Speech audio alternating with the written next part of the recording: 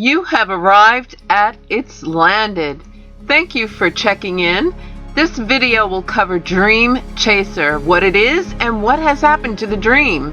Let's start by highlighting a Dream Chaser model at NASA and then zoom over to an article titled Sierra Nevada Protests Commercial Crew Award Lays Off Staff by Jeff Foust.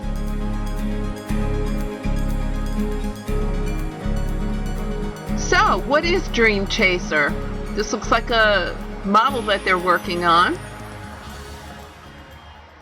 The Dream Chaser model, with its Atlas V launch vehicle, is undergoing final preparations at the Aerospace Composite Model Development Section's workshop for buffet tests at the Transonic Dynamics Tunnel at NASA Langley. The scale model is being tested as part of NASA's Commercial Crew Development Program to regain the American capability to launch astronauts safely to the International Space Station. Wow, that sounds cool. The lifting body, reusable spacecraft, would carry as many as 7 astronauts to the space station.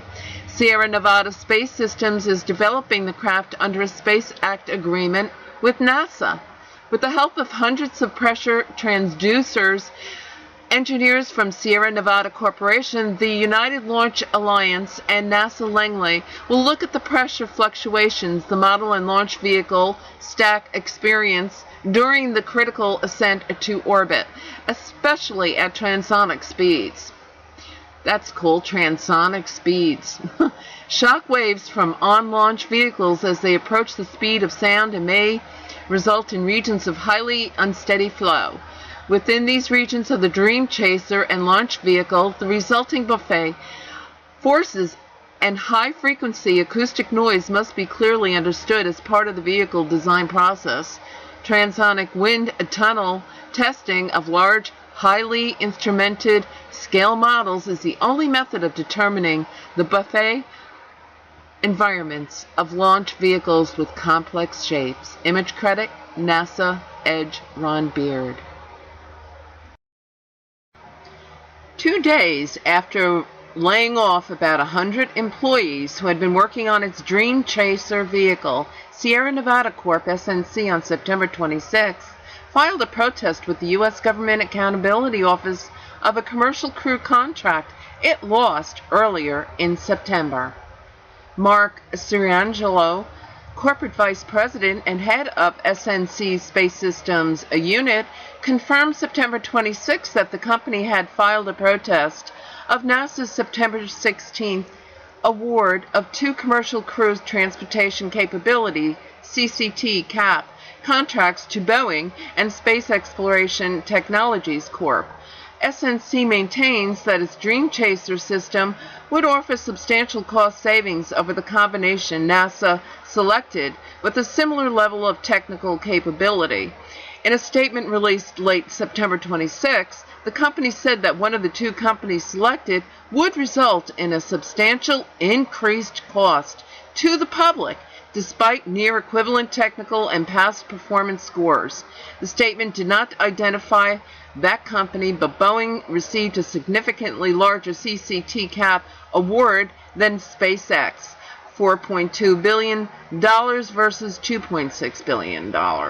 With the current awards, the U.S. government would spend up to $900 million more at the publicly announced contracted level for a space program equivalent to the program that SNC proposed, the company claimed in the statement. Given those facts, we believe that a thorough review must be conducted of the award decision. SNC, in its statement, also suggested there were irregularities with how NASA selected Boeing and SpaceX. NASA's own source selection statement and debrief indicate that there were serious questions and inconsistencies in the source selection process, the company stated. SNC therefore feels that there is no alternative but to institute a legal challenge. The statement added this was the first time in SNC's 51-year history the company had protested a government contract award. Under government procurement regulations, NASA has 30 days to file a response to the protest. GAO is required to rule on the protest no later than 100 days after filing, or January 5, 2015. SNC's announcement of a protest comes 2 days after the company laid off about 9% of the Colorado-based workforce at the Space Systems business unit, which had grown from 200 people in 2009 to more than 1,100 prior to the layoffs.